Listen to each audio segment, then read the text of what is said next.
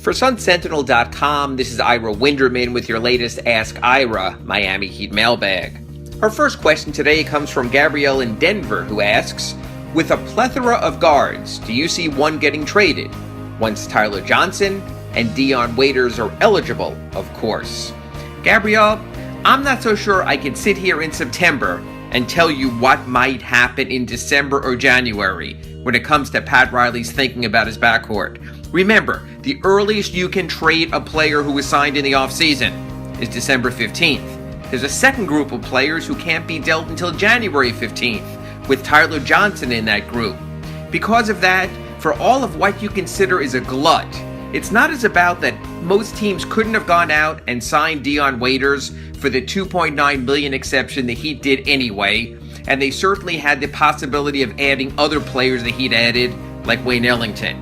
I think what you have to do is sit back and see what people can do, preseason, maybe early in the season. If Tyler Johnson steps up, if Josh Richardson steps up, if Briante Weber steps up, if Beno Udrih plays like he did last season, then maybe you can sit back and say, hey, maybe this could make Goran Dragic available for a trade. But that's a lot to happen, a lot of players to come through. I think for now, you sit back, you assess, and you know what?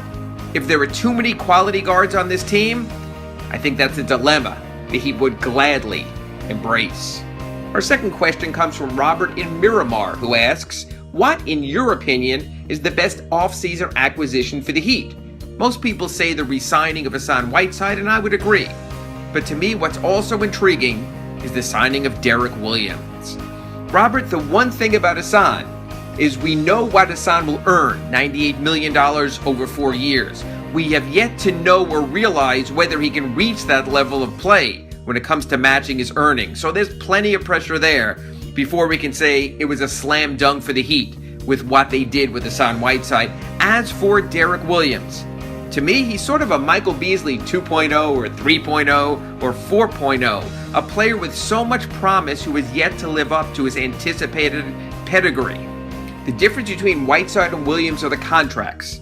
If Williams can produce merely to the level of a quality mid-level player, then it definitely will prove to be a net gain for the Heat.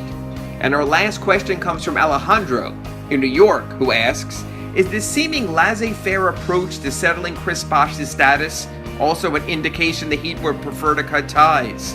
Alejandro, I don't think it's either of those. I think it's a matter that has to play itself out through the course of training camp, through preseason, and perhaps into the season, when it comes down to how much Chris can and cannot play, can or cannot travel, can or cannot medicate. At this point, it's almost as if Chris has to get back on the court so those elements of the equation really can be determined. This is not a story that's being slow played. This is a story that very much will play out at a deliberate pace of prudence and practicality.